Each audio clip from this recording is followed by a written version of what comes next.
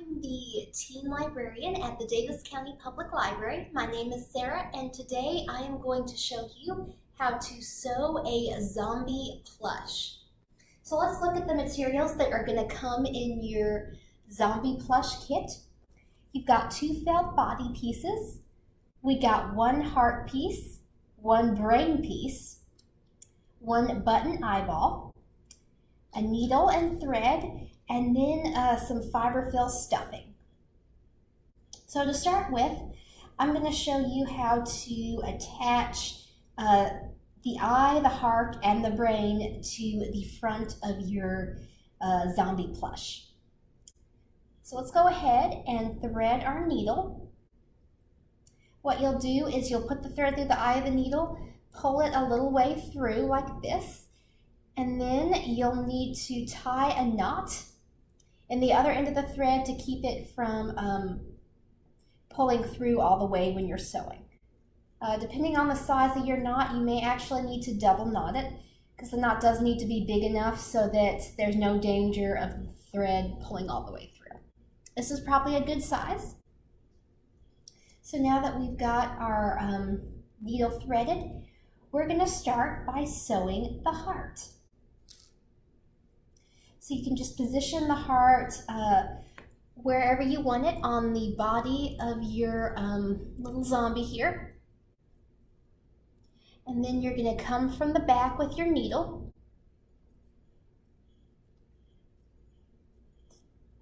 Push it through and pull it all the way through until you'll see it stopped by that knot on the back. I'm just going to do a very simple up and down stitch.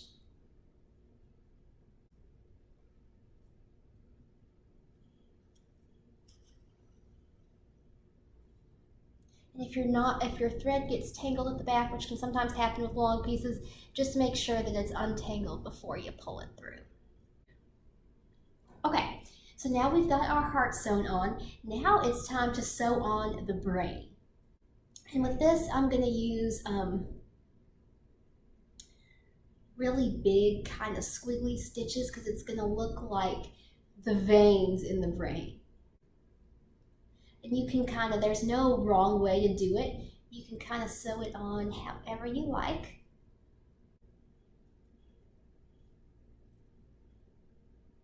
And there you have it. You just need to sew it enough so that the felt piece is firmly attached. And then finally, we are going to add our eyeball. So to sew a button on a piece of felt is real simple. You'll notice that the button has 2 holes in it. So you'll just need to bring your needle through 1 hole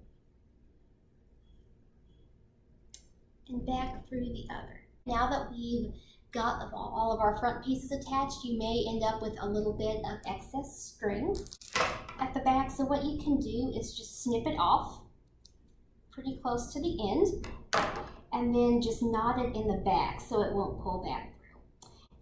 And once we sew the 2 body pieces together, all this back part will be hidden. Now that we've got our front pieces sewn on, our accessories, it's time to attach the front and back body pieces together. So you'll want to lay one on top of the other and then just pick a place and begin sewing. And to attach the 2 edges together here, we're going to use what's known as a whip stitch, which is a really simple and versatile stitch. You want to start with your needle and thread. Take the top piece of felt and push your needle through it.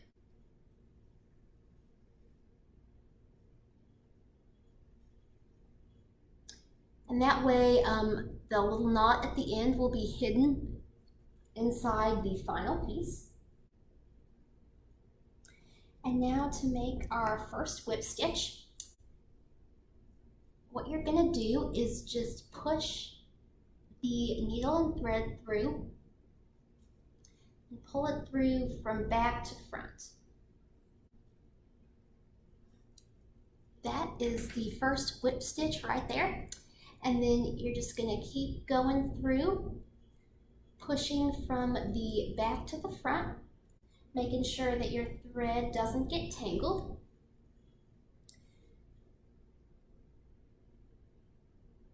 Now it is important here because we're going to be filling our zombie plushie with stuffing.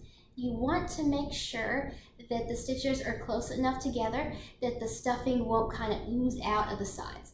So make sure that your stitches are fairly close together, and then just keep stitching until you've stitched about halfway around.